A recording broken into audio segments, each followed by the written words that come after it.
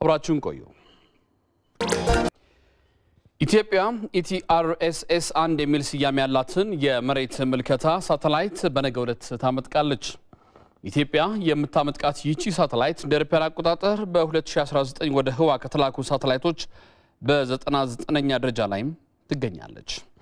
ከቻይና ቤጂንግ በ500 ኪሎ ሜትር ርቀት ላይ ከምትገኝ ቦታ የምትመጥቀው ይህችን ሳተላይት ለመመልከት የህዝብ ተወካዮች ምክር ቤት አባላት ከኢኖቬሽንና ቴክኖሎጂ ሚኒስቴር ከኢትዮጵያ ስፔስ ሳይንስ ኢንስቲትዩት እንዲሁም የጋዜጠኞች ልዑክ ቡድን ወደ ቻይና አቅንቷል። ኢቲአርኤስኤስ 1 ሳተላይት ለግብርና ለአየር ሁኔታ ትንበያ ማዕድንና ሌሎች ሀገሪቱ ያሏትን እምቅ ሀብቶች ለማወቅና ለኢኮኖሚያ መሰረት የሆኑ ዘርፎችን ለመለየትም ተጠቅማለች። ሳተላይቷ ወደ ህዋ ከሄደች በኋላ መረጃዎችን ስትልክ ለመቀበል የሚያስችል የመቆጣጠሪያ ማዕከል በእንጦጦ የምርምርና ኦብዘርቫቶሪ ማዕከል ግንባታውም ተከናውኗል። የመቆጣጠሪያ ማዕከሉ የሳተላይቷን ደህንነትና እንቅስቃሴ ይቆጣጠራል። ሳተላይቷ የምትልከውን መረጃ ለሚፈለገው ዘርፍ ለይቶ በሚፈለገው ይዘትና መጠን ለማቅረብም ያገለግላል። ይህንን የሳተላይቷ መረጃ የሚቀበሉትና የሚቆጣጠሩት ሙሉ በሙሉ ኢትዮጵያውያን ናቸው።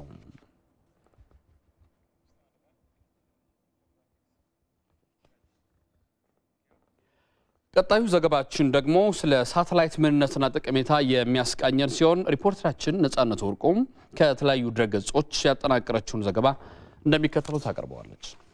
በህዋ ላይ የተለያዩ የተፈጥሮና ሰው ሰራሽ አካላት ይገኛሉ። ከነዚህም ውስጥ አንድ ትንሽ አካል ግዙፍ አካልን በተወሰነ ምህዳር ጠብቆ ሲዞር ሳተላይት ይባላል። ለምሳሌ መሬትን ሳተላይት ነች ስንል በፀሐይ ዛቢያ ስለምትሽከረከር ሲሆን ጨረቃ ደግሞ በመሬት ዙሪያ በመሽከርከሯ ሳተላይት ብለን ልንጠራት እንደምንችል ዓለም አቀፉ የአሜሪካ የጠፈር ምርምር ናሳ ይገልጻል። ይህን ተከትሎ ሳተላይቶች ተፈጥሯዊና ሰው ሰራሽ ተብሎ ይከፈላሉ። ሰው ሰራሾቹ ከመሬት ወደ ህዋ ተልከው በተለያየ ከፍታ መጠን ላይ በመሆን መረጃዎችን ለሰው ልጆች የሚያደርሱ ናቸው። በከፍታ ላይ መሆናቸው በአንድ ጊዜ ሰፊ የመሬት ክፍልን በማየት መረጃን በፍጥነትና በጥራት እንዲያገኙ ያስችላቸዋል። እነዚህ ሳተላይቶች በቅርጽና በመጠናቸው የተለያዩ ሲሆኑ 3 መሰረታዊ ክፍሎች ይኖራቸዋል። እነዚህም አንቴና፣ ፓወር ሶርስ ወይም የኃይል ምንጭ እንዲሁም የሳይንስ መሳሪያ ወይም ፔሎድ ናቸው። አንቴና ከመሬት መረጃን ለመቀበልና ለመላክ የሚያገለግላቸው ሲሆን የኃይል ምንጫቸው ደግሞ የፀሐይ ኃይልን ወደ ኤሌክትሪክ ኃይል በመቀየር አሊያም ባትሪን በመጠቀም ነው። ሳተላይቶቹ የራሳቸው ካሜራ ያላቸው ሲሆን በሳይንሳዊ መንገድ የአየር ሁኔታን መረዳት የሚችል መሳሪያም ተገጥሞላቸዋል። ሳተላይቶች በተሰጣቸው ምህዋር ላይ በተወሰነ ፍጥነት የሚሽከረከሩ ሲሆን ይህም በፊዚክስና በሂሳብ ጥበብ የተካኑ ተመራማሪዎች ብዙ የሚለፉበት ነው። ሳተላይቶቹን በምህዋራቸው ላይ እንዲቆዩ የሚያደርጋቸው የመሬት የስበት ኃይል እንዲሁም ፍጥነታቸው ነው። ታዲያ ምህዋራቸውን ጠብቀው እንዲሄዱና ይህንኑ መስመር ሳያልፉ እንዲቆዩ ማድረግ የሚያስደንቅ ሳይንስ መሆኑን ተመራማሪዎች ይገልጻሉ። ሳተላይቶቹ ይህንን የሐሳብ መስመር ከሳቱ በህዋ ውስጥ እየተንሳፈፉ ብቻ ለታለመላቸው ዓላማ ሳይውሉ ሊቀሩ አሊያም ወደ መሬት ተመልሰው ሊወድቁ እንደሚችሉ የህዋ ሳይንስ አጥኚዎች ይገልጻሉ። ሳተላይቶቹ በመሬት ምህዋር ዙሪያ የተለያዩ የከፍታ መጠንና ፍጥነት ያላቸው ሲሆን በዋናነት ግን 2 አይነት ምህዋርን ይከተላሉ። አንደኛው ጂኦስቴሽነሪ ኦርቢት ወይም ምህዋር ሲሆን ሳተላይቶች በምድር ወገብ የተሰመረላቸውን ምናባዊ መስመር ተከትለው ከምዕራብ ወደ ምስራቅ ይሽከረከራሉ። ሌላው ፖላር ተብሎ የሚጠራው ሲሆን ሳተላይቶች ከሰሜን ወደ ደቡብ እሽክርክሪት ያደርጋሉ። በርካታ ሀገራት ከአውሮፓውያኑ 1957 ጀምሮ በሺዎች የሚቆጠሩ ሳተላይቶችን ወደ ህዋ ልከዋል። በገንዘብ ደረጃም ቢሆን ቀላል የማይባል ወጪን አውጥተዋል። ምክንያታቸው ደግሞ የህዋ ሳይንስ የሚያስገኘው ጠቀሜታ ከፍተኛ ከመሆን አልፎ ያለ ሳተላይት ኑሮንና ዓለምን ማሰብ እንደማይቻል በመገንዘባቸው ነው። ዓለም አቀፍ የስልክ ጥሪዎችን ለማከናወን፣ ተንቀሳቃሽ ስልኮችን ለመጠቀም፣ የቴሌቪዥን አገልግሎትን ለማሰራጨት፣ ጂፒኤስን ለመጠቀም፣ የአየር ንብረት ትንበያን ለማወቅ፣ አውሮፕላኖችንና ድሮኖችን አቅጣጫቸውን ጠብቀው በሰዓታቸው እንዲነሱና እንዲያርፉ ለማድረግ ሳተላይት አስፈላጊ ነው። ለሳይንሳዊ ጥናቶች፣ ለወታደራዊ የጦር ኃይሎች፣ ለብሔራዊ ደህንነት፣ ለኃይል ማሰራጫ ጣቢያዎች፣ ለትምህርት፣ ለጤና፣ ለግብርና በአጠቃላይ ለሀገራት የኢኮኖሚ ዘርፍ ሳተላይቶች የሚሰጡት ጥቅም ከፍተኛ ነው። ታዲያ ከሳተላይቶቹ እነዚህን ሁሉ አገልግሎት ለማግኘት እያንዳንዱ ሳተላይት የራሱ የሆነ ተልእኮና ዓላማ ይዞ እንዲንቀሳቀስ መደረጉ ስራዎችን እንዳቀለለ ይነገራል። የመሬት ምልከታ ሳተላይት፣ የኮሙኒኬሽንና ብሮድካስት ሳተላይት፣ የደህንነትና የጥናት እንዲሁም ሌሎች ሳተላይቶች እንደየስማቸው አገልግሎታቸው ተለያይቶ በህዋ ላይ ይገኛሉ። ሳተላይቶች ሙሉ በሙሉ ቢጠፉ ዓለም ከሳተላይት አቅርቦት እያገኘ የነበረው በሙሉ የሚቋረጥና ለከፍተኛ ችግር የሚወድቅ መሆኑን ተመራማሪዎች ይስማማሉ። ይህ የመፈጠር እድሉ ግን ጠባብ ስለመሆኑም ይገለጻል። አንዳንድ ሳተላይቶች በሳይበር ጥቃት ከጥቅም ውጪ ሊሆኑ እንደሚችሉና ሌሎች ደግሞ በህዋ ላይ የሚገኙና አገልግሎት መስጠት ያቆሙ ወይም የሞቱ ሳተላይቶች በሚጋጫቸው ጊዜ ከታቀደላቸው ቀን በፊት ጉዳት ደርሶባቸው ከጥቅም ውጪ ሊሆኑ እንደሚችሉ ባለሙያዎች ይገልጻሉ።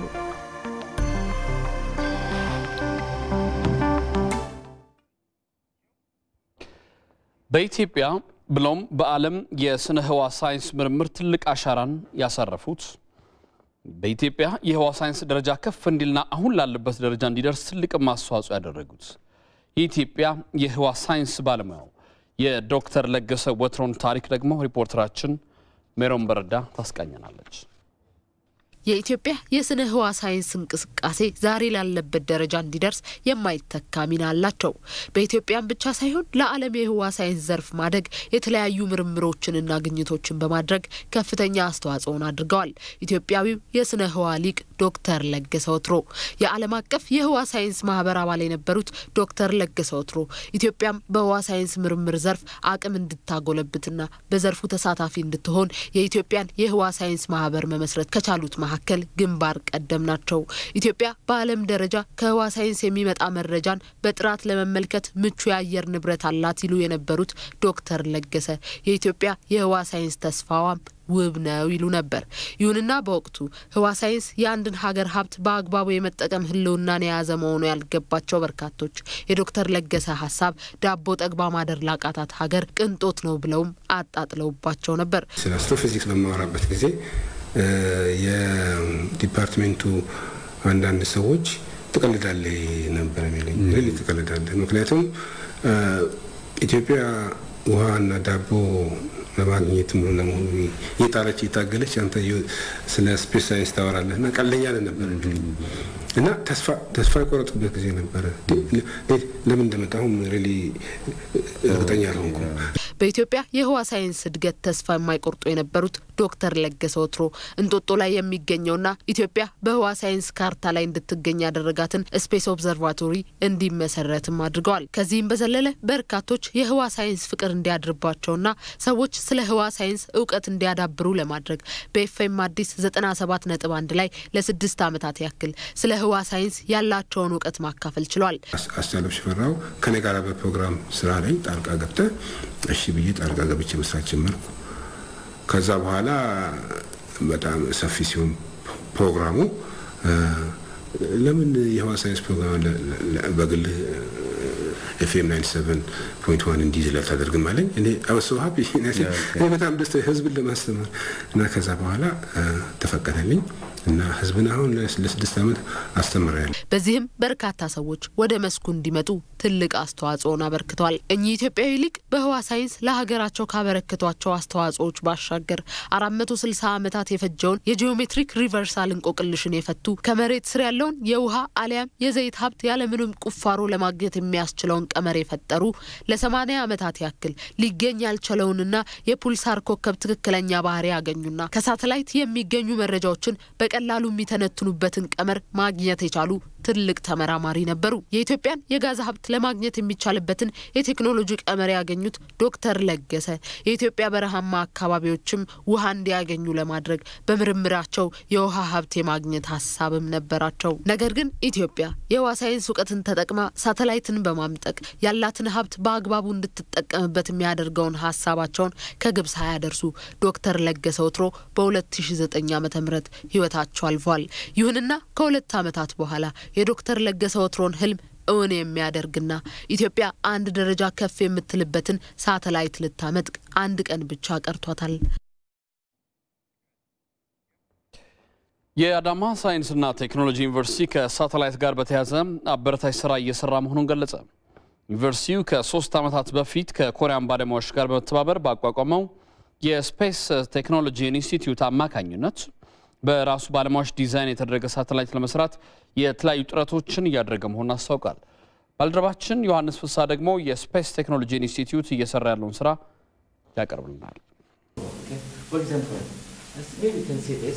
የአዳማ ሳይንስና ቴክኖሎጂ ዩኒቨርሲቲ ካሉት 8 የልህቀት ማዕከላት መካከል የስፔስ ቴክኖሎጂ ኢንስቲትዩት ተጠቃሽ ነው። አንጋፋ በሆኑ ኮሪያውያን የህዋ ሳይንስ ባለሙያዎች በሚንቀሳቀሰው በዚህ ኢንስቲትዩት ውስጥ ተሳትፎ ከሚያደርጉ ባለሙያዎች መካከል ደግሞ የሶፍትዌር ዴቨሎፐር ወይም ማበልጽግ ባለሙያ የሆነው ዮሐንስ ክፍሉ ተጠቃሽ ነው። ዮሐንስ ከሌሎች ባለሙያዎች ጓደኞቹ ጋር በመሆን በአንጋፋና የካበተ የህዋ ሳይንስ እውቀት በተካኑ ኮሪያውያን ባለሙያዎች ጋር በመሆን ኢትዮጵያ የራሷ ሳተላይት እንዲኖራት ይታትራሉ እና ዮሐንስ ሌት ተቀን በቁጭት መንፈስ ከውጭ ባለሙያዎች እውቀት በማስቀረት ወደፊት ኢትዮጵያውያን በራሳቸው ሳተላይት ሰርተው የማምጠቁን መንገድ በጥሩ መልኩ ያስኬዱት መሆኑን ተስፋ ባዘለ መንፈስ ይገልጻል። በየጊዜው አሳይመንቶችን እየሰጡን የልምድ ልውውጥ ያደርጉልን ትሬኒንጎችን ያዘጋጁልን እና በሳተላይት በጣም ትልቅ የሚባል እውቀት ያሳዩን ይገኛሉ።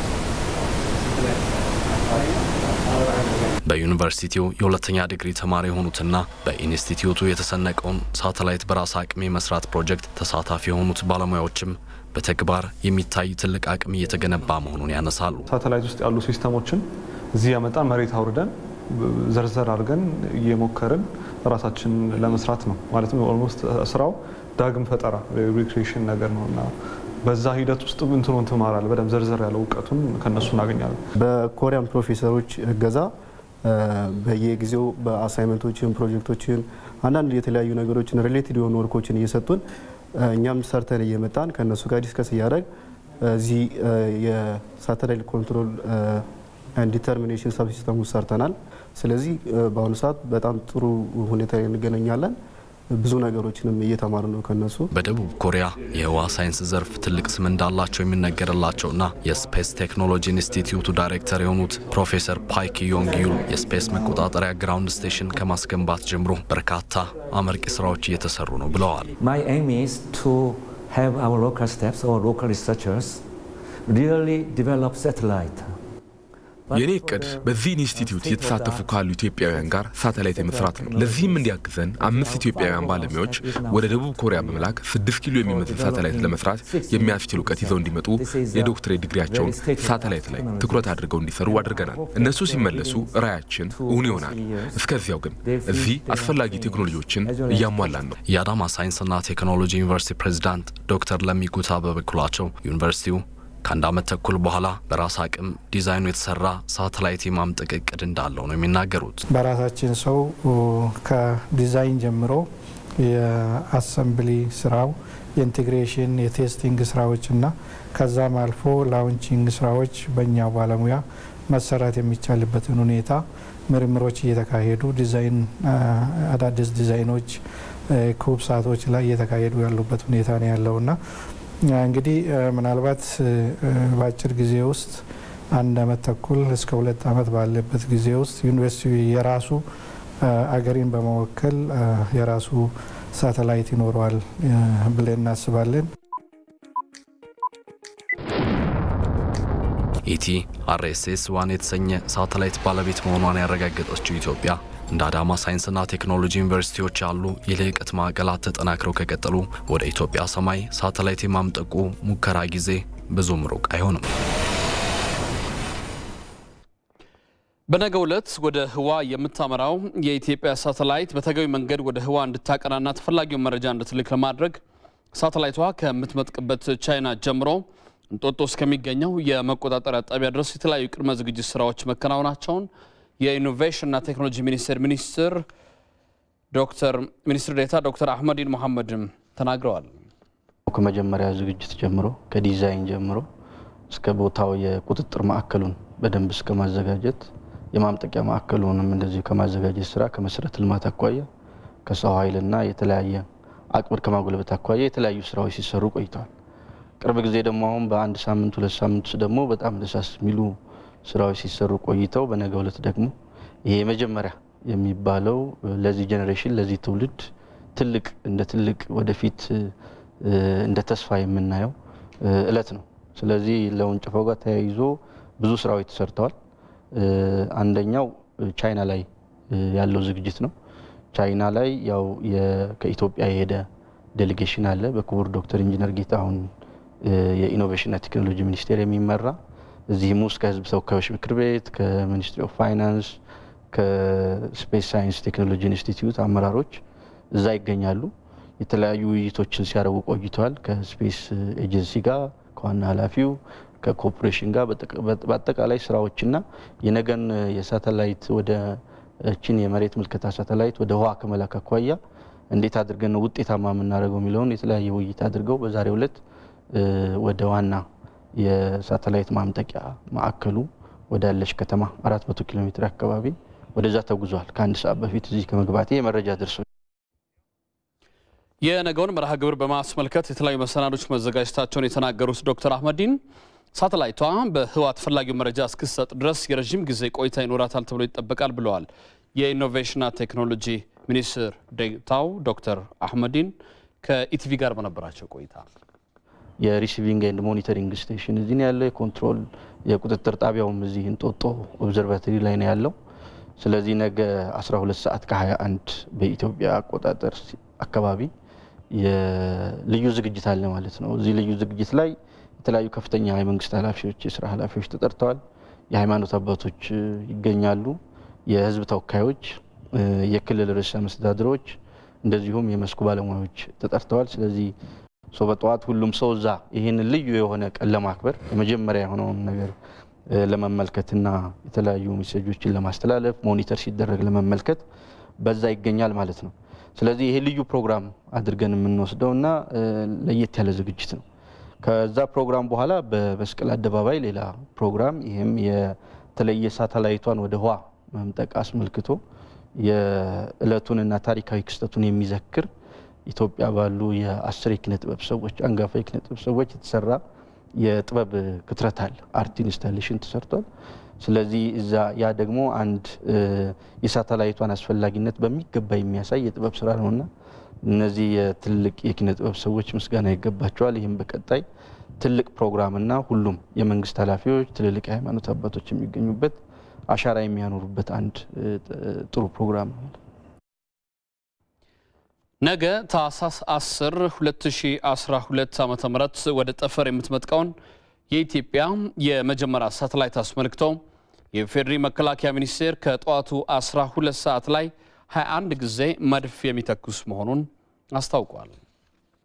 የሰራተኛና ማህበራዊ ጉዳይ ሚኒስቴር ለመላው የኢትዮጵያ ሕዝብ ለኢትዮጵያ ሰራተኞችና አሰሪዎች ለኢትዮጵያ አረጋውያንና አካል ጉዳተኞች ሀገራችን ኢትዮጵያ ለመጀመሪያ ጊዜ የመሬት ምልከታ ETRSS-1 ሳተላይት ወደ ህዋ በማምጠቅ ግብርና ለማዘመን ለአየር ንብረት ለውጥ ለመከታተልና የተፈጥሮ አደጋ ተጋላጭነትን ቀድሞ ለመገንዘብ የሚረዳና በአጠቃላይ የዜጎቻችንን ማህበራዊ ኢኮኖሚያዊ ችግሮችን ለመፍታት አይነተኛ ሚና ስለሚኖረው ለዚህ ታሪካዊ ፕሮግራም ተካፋይ በመሆናችን እንኳን አደረሰን እንኳን ደስ አለን እያለ መጪው ጊዜ ለሀገራችንና ለህዝባችን የሰላምና የጤና የእድገትና የብልጽግና እንዲሆን ልባዊ ምኞቱን ይገልጻል። ሚኒስቴር መስሪያ ቤቱ የሥራ ስምሪት እንዲስፋፋና የኢንዱስትሪ ሰላም እንዲሰፍን የሰራተኛው የሙያ ደህንነትና ጤንነት እንዲጠበቅና የሥራ አካባቢዎች እንዲሻሻሉ የዜጎች ማህበራዊ ደህንነት እንዲረጋገጥ ከኢትዮጵያ ቴሌቪዥን እንደቀጠለ ነው። ኢትዮጵያና ሳውዲ አረቢያ የ140 ሚሊዮን ዶላር ወይም የ4.4 ቢሊዮን ብር የቀላል ብድር ስምምነት ፈራረሙ። ጠቅላይ ሚኒስትር አብይ አህመድ በተገኙበት የተፈረመው ስምምነት ለሁለት ፕሮጀክቶች ትግበራ የሚውል ነው። አስማማው አየነው ተጨማሪ አለው። ከሰሞኑ የሳውዲ ቢዝነስ ልኡካን ቡድን አባላት በኢትዮጵያ ጉብኝት እያደረጉ ይገኛሉ። በሳውዲ አረቢያ የልማት ፈንድ ምክትል ሊቀመንበር ካሊድ አልኩዳር የተመራ የልኡካን ቡድንም ከጠቅላይ ሚኒስትር አብይ አህመድ ጋር ተገናኝቶ ተወያይቷል። ጠቅላይ ሚኒስትር አብይ አህመድ በተገኙበት በቀላል የወለድ መጠን በረጅም ጊዜ የሚከፈል የ140 ሚሊዮን ዶላር ወይም የ4.4 ቢሊዮን ብር የብድር ስምምነት በኢትዮጵያና በሳውዲ አረቢያ መካከል ተፈርሟል። ስምምነቱን የገንዘብ ሚኒስትሩ አህመድ ሽዴና የሳውዲ ልማት ፈንድ ምክትል ሊቀመንበር ካሊድ አልኩዳሪ አማካኝነት ተፈርሟል። ይህ የብድር ስምምነት ለሁለት ፕሮጀክቶች ትግበራ የሚውል ነው። 75 ሚሊዮን ዶላር የሚሆነው ገንዘብ ግንባታው በ4 ዓመት ጊዜ ውስጥ ይጠናቀቃል ተብሎ ለሚጠበቀው ከደብረ ማርቆስ ሞጣ ለሚደርሰው የመንገድ ግንባታ ይውላል። ቀሪው 65 ሚሊዮን ዶላር ደግሞ ለሁለተኛ ዙር የብሔራዊ ዋንዎች ፕሮግራም ማስፈጸሚያ የሚውል ነው። ፕሮግራሙ ለ3 ዓመታት የሚቆይ ይሆናል። ቅርብ ጊዜ ወዲህ በኢትዮጵያና በሳዑዲ መካከል እጅግ ጠንካራ የሆነ ስትራቴጂ ግንኙነቱ እየተጠናከረ ነው የሚገኘው። የኢትዮጵያን የኢኮኖሚ እንቅስቃሴ እና ልማት ጉዞ በከፍተኛ የልማት ፋይናንስ እያገዙ ነው የሚገኙት። በተጨማሪም በኢንቨስትመንትም አብሮ ለመስራት ሰፋፊ ስራዎች የተሰሩ ነው ያለው። የዛሬው ፍርሚያም የዚህ ውጤት ነው። ይሄ ደግሞ በተለይ በአሁኑ በአገር በቀል ኢኮኖሚ ሪፎርም ፕሮግራማችንን በተለያየ መልክ በልማት ፋይናንስ ለመደገፍ ቃልም ገብተዋል። የሳውዲ ልማት ፈንድ ምክትል ሊቀመንበር ካሊድ አልኩዳሪ በበኩላቸው በኢትዮጵያ የተጀመረውን ሀገራዊ ማሻሻያ ሂደቶችን ሀገራቸው እንደምታደንቅ ገልጸው የምታደርገውን ድጋፍን ማጠናከር ትቀጥላለች ብለዋል። We are very pleased of the ongoing effort of the government of Ethiopia for የኢትዮጵያ መንግስት ራዕዩን ለማሳካትና የህዝቡን ማህበራዊና ኢኮኖሚያዊ ሁኔታ ለመቀየር እየሄደበት ባለው መንገድ ደስተኞች ነን። እኛም ይህንን እያገዝን እንገኛለን። ስኬታማ እንደሚሆንም ተስፋ እናደርጋለን። ምክንያቱም ለኢትዮጵያ ብቻም ሳይሆን ለቀጠናው የሚተርፍ በመሆኑ። ሌላው የተፈረመው ስምምነት በአፋርና ሶማሌ ሁለት አካባቢዎች በፀሐይ ኃይል የኤሌክትሪክ ኃይል ማቅረብ የሚያስችል ስምምነት ነው። 250 ሜጋዋት ለማመንጨት ለሚያስችለው ለዚህ ፕሮጀክት $300 ሚሊዮን ወጪ የሚደረግበታል ተብሏል። ዓለም አቀፍ ጨረታ መሰረት ባደረገው የመረጣ ሂደትም የሳውዲው አፓ ፓወር ኩባንያ አሸንፎም ከኢትዮጵያ መንግስት ጋር የመብራት አቅርቦትና የፕሮጀክት ትብብር ስምምነት ተፈራርሟል። በሁለት ቦታዎች ናቸው ፕሮጀክቱ የሚተገበረው። አንደኛው በአፋር ክልል ዲቼቶ በሚባል ቦታ፣ ሁለተኛ ደግሞ በሶማሌ ክልል ጋድ በሚባል ቦታ ነው የሚተገበረው። ይሄ አጠቃላይ የኃይል አቅርቦት ምንጭ ከማስፋት አንፃር እጅግ በጣም ከፍተኛ ጠቀሜታ ያለው ነው። በተለይ ደግሞ የመግአ ወይም ፒፒፒ ብንለው በእንግሊዘኛው በግልና በመንግስት ሽርክና የሚሰራ የመሰረተ ልማት ስራዎችን በዓለም አቀፍ ውድድርና ጨረታ ሂደት በመከተል የመንግስት ብድር መበደር ሳያስፈልግ የውጭ ኢንቨስትመንት በቀጥታ መሰረተ ልማት ግንባታ ላይ እንዲሳተፍ በማድረግ የኢኮኖሚ ሪፎርሙን በከፍተኛ ደረጃ የሚያግዝ የሪፎርም ስራ ነው። ፕሮጀክቱ ለኢትዮጵያ ኤሌክትሪክ ኃይል ተደራሽነት አስተዋጽኦ ከፍተኛ ነው ያሉት የአፓ ፓወር ስራ አስፈጻሚ ሚስተር ፓዲ ለሽያጭ የሚቀርብበት ታሪፍም ዝቅተኛ ነው ብለዋል። ይህ የኢንቨስትመንት ስምምነት መንግስት የግል ባለሀብቱን ተሳትፎ ለማሳደግ የመንግስትና የግል ባለሀብቱ የትብብር ማዕቀፍ ካጸደቀ በኋላ የተፈረመ የመጀመሪያ ስምምነት ነው። ምክትል ጠቅላይ ሚኒስትር ደመቀ መኮንን በስዊዘርላንድ ጄኔቭ ከተካሄደው ዓለም አቀፍ የስደተኞች ፎረም ጎን ለጎን ከተለያዩ ሀገራት መሪዎችና ተቋማት ኃላፊዎች ጋር መክረዋል። ከተባበሩት መንግስታት ድርጅት ዋና ጸሐፊ አንቶኒዮ ጉተሬስ ጋር የተወያዩት ምክትል ጠቅላይ ሚኒስትሩ በኢትዮጵያ እየተካሄዱ ያሉ የኢኮኖሚና ፖለቲካ ማሻሻያዎችን ለዋና ጸሐፊው አብራርተዋል። ዋና ጸሐፊው በኩላቸው በኢትዮጵያ እየተካሄዱ ያሉ ለውጦችን አድንቀው በተለይ አገሪቱ ለጀመረችው አገር በቀል ኢኮኖሚ ማሻሻያ ትግበራ ድርጅቱ አስፈላጊውን ድጋፍ እንደሚያደርግ ገልጸዋል። ኢትዮጵያ የተለያዩ ሀገራት ስደተኞችን የምታስተናግድበት መንገድ ለዓለም ሀገራት አርአያ የሚሆን ያሉት ዋና ጸሐፊው ድርጅቱ የኢትዮጵያን ተሞክሮ ለማስፋት እንደሚሰራም ገልጸዋል። ምክትል ጠቅላይ ሚኒስትር ደመቀ መኮንን ከተባበሩት መንግስታት ድርጅት የስደተኞች ከፍተኛ ኮሚሽን ዋና ዳይሬክተር ፊሊፔ ግራንዴ ጋርም የመከሩ ሲሆን ኢትዮጵያ በታሪክ የምታወቅበትን ስደተኞችን የማስተናገድ ባህሏን እንድትቀጥልበት ዋና ዳይሬክተሩ ጠይቀዋል። አቶ ደመቀ በጄኔቭ ቆይታቸው ከፓኪስታኑ ጠቅላይ ሚኒስትር ኤሚር ካህን ከኮስታሪካ ፕሬዝዳንት ካርሎስ አልፍሬድና ከስዊዘርላንዱ ጠቅላይ ሚኒስትር ጋር በሁለቱ ሀገራት ግንኙነትና በስደተኞች አያያዝ ዙሪያ ተወያይተዋል። ኢትዮጵያ፣ ኮስታሪካ፣ ፓኪስታን፣ ቱርክና ጀርመን በስደተኞች አያያዝ የተሻሉ ሀገራት በመሆናቸው የተባበሩት መንግስታት ድርጅት የስደተኞች ከፍተኛ ኮሚሽን በጄኔቭ ያዘጋጀውን ዓለም አቀፍ የስደተኞች ፎረም መድረክን በተባባሪነት እንደመሩት ሪፖርተራችን አያለ አበባው ዘግቧል።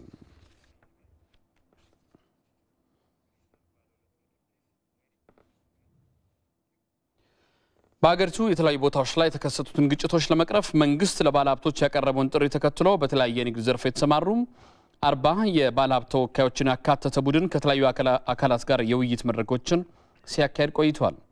በነገው ዕለትም ከመላው ኢትዮጵያ ከተውጣጡ ዜጎች ጋርም የሰላም ኮንፈረንስ እንደሚካሄድ የባለሀብቶች ኮሚቴ ሰብሳቢ ወይዘሮ ፍሬዓለም ሽባባው ገልጸዋል። በነገው ዕለት ከ5000 እስከ 6000 የሚደርሱ ታዳሚዎች በአገር አቀፍ ደረጃ ከሁሉም የኢትዮጵያ ክልሎች ተሳታፊዎች የሚሆኑበት የሰላም ኮንፈረንስ ጥሪ አድርገናል። የኮንፈረንሱ ዓላማ ለሁላችን የምትመች ኢትዮጵያን በጋራ እንገንባ በሚል መሪ ቃል የሚደረግ ህዝባዊ የሰላም ኮንፈረንስ ይሆናል።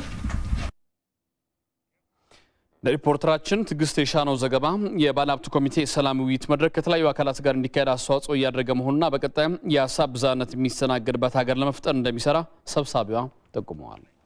ባለሀብቱ ራሱ ወጪውን ሸፍኖ ጊዜ መስዋዕት ተደርጎ ከፍተኛ ትግል ተደርጎ ያካሄድናቸው ስብሰባዎች አሉ። እነሱም ከባለ ሀብቶች ጋር ከወጣቶች ጋር ከአክቲቪስትና ሚዲያ ጋር ናቸው። እነዚህን በቀጥታ ይሄ ቡድን እየመራቸው የተካሄዱ ስብሰባዎች ናቸው።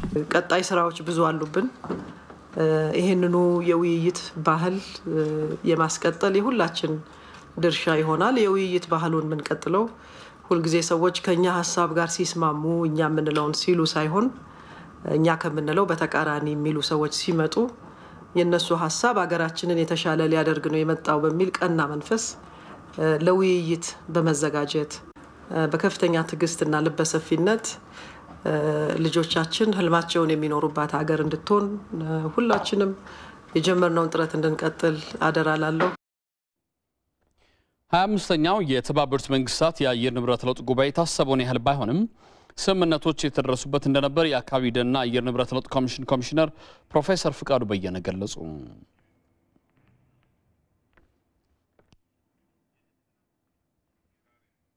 ይቋጫል ተብሎ የታሰበው አንዱ የዚህ የካርቦን ግብይትን በተመለከተ ነበር። እሱኛ ላይ ሁለት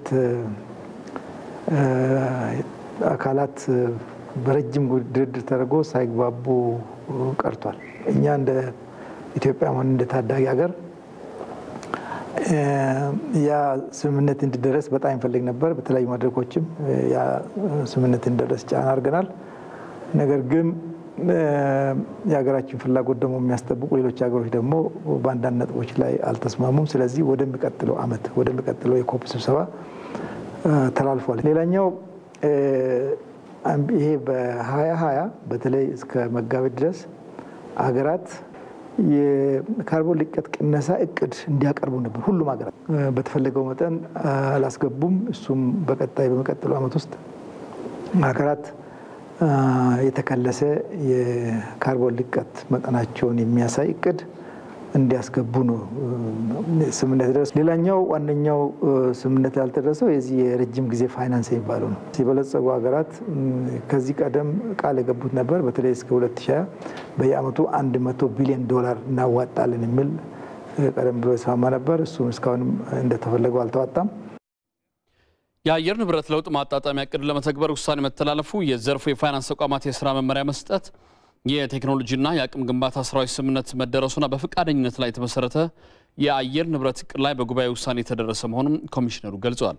ሪፖርተራችን ተስፋዬ አባተ እንደዘገበው ኢትዮጵያ በመድረኩ የተሳካ ድርድር በማድረግና በተለያዩ መድረኮች ራሷን በማስተዋወቅ እንዲሁም የሁለትዮሽ ምክሮችን በማድረግ ውጤታማ እንደነበረችም ፕሮፌሰር ፍቃዱ ተናግረዋል።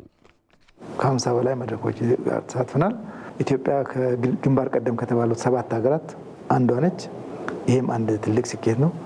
በሌላ በኩልም የኔዘርላንድ መንግስት በተለይ በግብርና አካባቢ ለሚሰራው የዚህ ካርቦን ልቀት ቅነሳ እና አረንጓዴ ቴክኖሎጂ ስራ ዙሪያ መረጃዎችን ለመሰብሰብ የሚያስችል እና ያን ድጋፍ ለማድረግ እነሱም ጋር ውይይት አድርገን ስምምነት ላይ ተደርሷል።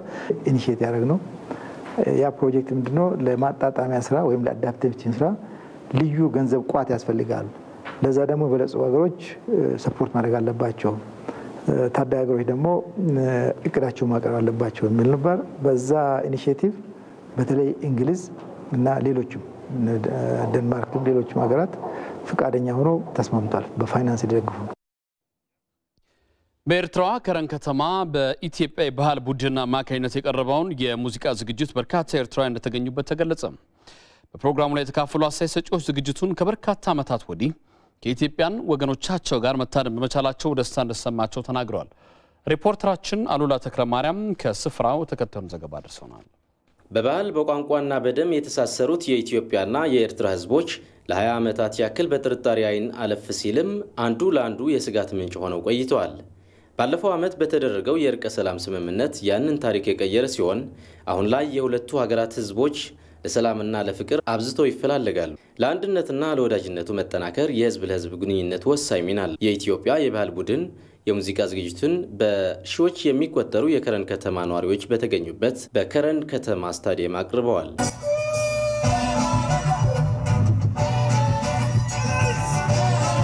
የኢትዮ የኢትዮጵያና የኤርትራ የህዝብ ለህዝብ ትስስር ለማጎልበትና ለማጠናከር ታልሞ የተዘጋጀው ከ60 በላይ የኢትዮጵያ የባህል ልኡካን ቡድን ወደ ኤርትራ የተለያዩ ከተሞች ሙዚቃቸውን ለማቅረብ መጥቷል። በሺዎች የሚቆጠሩ የከረን ከተማ ነዋሪዎች እነዚህ የኢትዮጵያ የባህል ልኡካን ቡድን የሚያቀርቡትን የሙዚቃ ዝግጅት እየተከታተሉ ይገኛሉ። በዝግጅቱ የተገኙት የባህልና ቱሪዝም ሚኒስትር ዴኤታ ወይዘሮ ብዙነሽ መሰረት የሁለቱ ሀገራት ግንኙነት መጠናከር ከኢኮኖሚያዊና ማህበራዊ ፋይዳ ባሻገር ለሁለቱ ሀገራት የቱሪዝም እድገት ከፍተኛ ሚና አለው ብለዋል። የኢትዮጵያ ልኡክ ቡድን በቆይታው የተለያዩ ባህላዊ ዝግጅቶችን እንዲሁም በሩቅ ሆነን ስንሰማቸው የነበረ ለአይን የሚስቡ ለጆሮ የሚያማልሉ እግር ሄዶ የማይጠግባቸው ጆሮ ሰምቶ የማይሞላባቸውን የአስመራንና የምጽዋን ውብ የቱሪዝም መዳረሻዎች ለመጎብኘት እድሉ ስለተመቻቸልን በጉብኝቱ ወቅት የምናገኘው ልምድና ተሞክሮ በተለይ ለቱሪዝም እድገታችን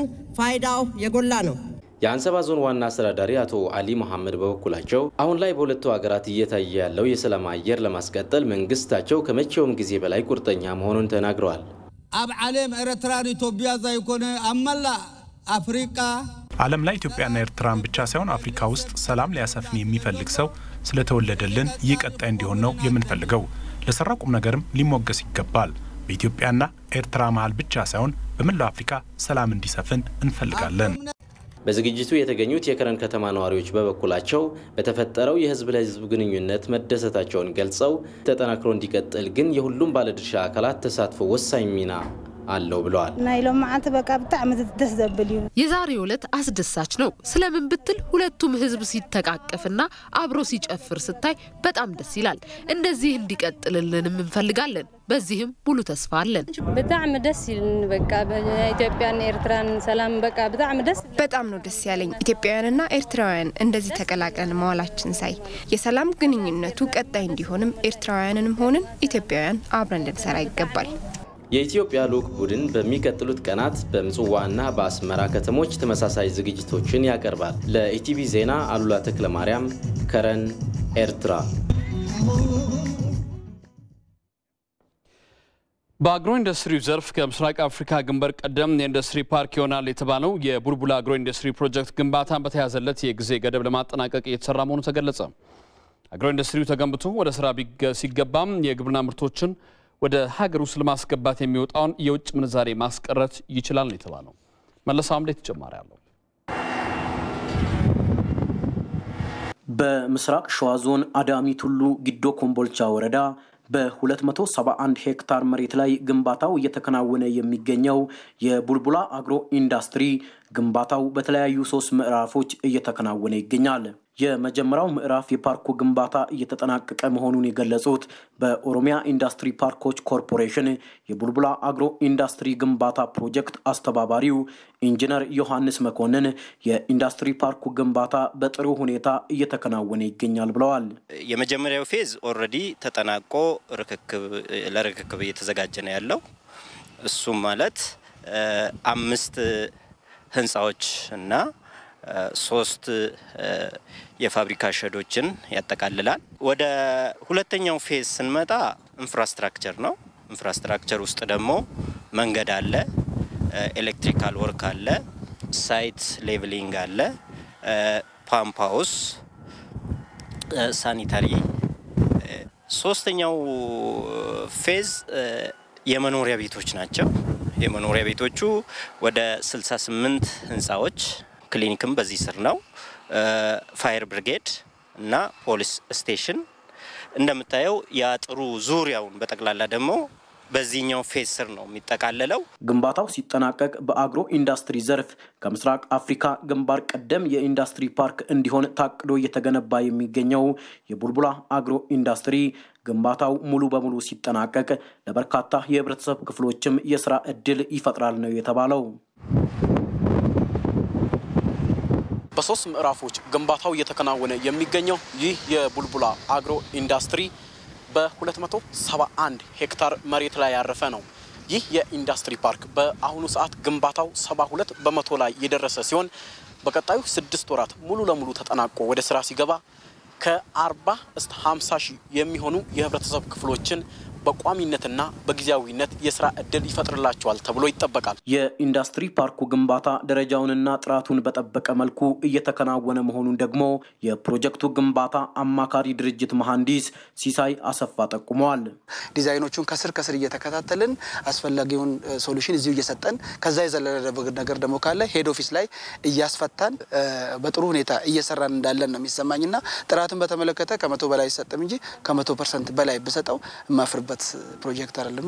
የቡልቡላ አግሮ ኢንዱስትሪ በወላቡ ተቋራጭ አክሲዮን ማህበር የሚገነባ ሲሆን ኤምኤች ኢንጂነሪንግ ኃላፊነቱ የተወሰነ ማህበር ደግሞ የማማከር አገልግሎቱን እያከናወነ ይገኛል። ኢንዱስትሪ ፓርኩን ደግሞ በባለቤትነት የሚያስገነባው የኦሮሚያ ኢንዱስትሪ ፓርኮች ኮርፖሬሽን ነው። ከዚሁ ጋር ተያይዞ ከ6 ወራት በኋላ ግንባታው ተጠናቆ አገልግሎት ይውላል የተባለው የቡልቡላ አግሮ ኢንዱስትሪ ፓርክ ሀገሪቱ ከዚህ ቀደም ለግብርና ምርቶች ታወጣ የነበረውን ወጪ ማስቀረት እንደሚችል ነው የኦሮሚያ ኢንዱስትሪ ፓርኮች ኮርፖሬሽን ምክትል ኃላፊ አቶ ተስፋዬ ጀመማ የተናገሩት። የኛ ሀገር 85% ገበሬ መሆኑ ይታወቃል እንደ ኢትዮጵያ ብንወስድ ማለት ነው። ከዚህ ውስጥ ደግሞ የግብርና ምርቱ ብዙ ጊዜ አገልግሎት ላይ የሚውለው ጥሬውን ነው መጠቀም የምታየው። ከዛም አልፎ ወደ ውጭ ሀገር የሚላኩት የኛ የግብርና ምርቶች ጥሬ እቃው ነው ወደ ውጭ የሚላከው። የፕሮዳክቱ ፕሮሰስ የሆነው ደግሞ ከውጭ ወደ ሀገር ውስጥ ኢምፖርት ይደረጋል። ስለዚህ ምንድነው የታሰበው በአንደኛነት ሀገር ውስጥ የሚመረተውን የግብርና ምርቱን ከውጭ የተመረተውን ምርት ከውጭ ከማስገባት በእኛ ሀገር ደረጃ ጥሬ እቃው ስላለ ያንን ፕሮሰስ አድርገን ወደ ምርት ቀይረን የፎሬን ከረንሲውንም ችግር ሊፈታ ይችላል። በኦሮሚያ ክልል ደረጃ 5 የተለያዩ ኢንዱስትሪ ፓርኮች እየተገነቡ ነው ያሉት ምክትል ኃላፊው የኢንዱስትሪ ፓርኮች ግንባታ ተጠናቆ ወደ ስራ ሲገባ ለበርካታ ወጣቶች የስራ እድል መፍጠር ይችላል ነው ያሉት። ስራ አጥነት ደረጃም ብናስብ በእኛ ሀገር አሁን ያለውን ጥሬ እቃ ወደ ምርት ስንቀይር በዛን ያህል ልክ የስራ እድል ይፈጠራል። ከዛም አልፎ የኛ ገበሬ የሚያመርተውን ምርት ገበያ አጥቶ የሚቸገረውን ለዛም ሌላ ተጨማሪ መፍትሄ ስለሚሆን ያንን የገበያ ችግርንም ይፈታል ተብሎ ይታሰባል። የውጭ ዜና የደቡብ ሱዳን መሪዎች ውሳኔ ለሀገሪቱ ሰላምና መረጋጋት ወሳኝ መሆኑን የተባበሩት መንግስታት ድርጅት አስታወቀ።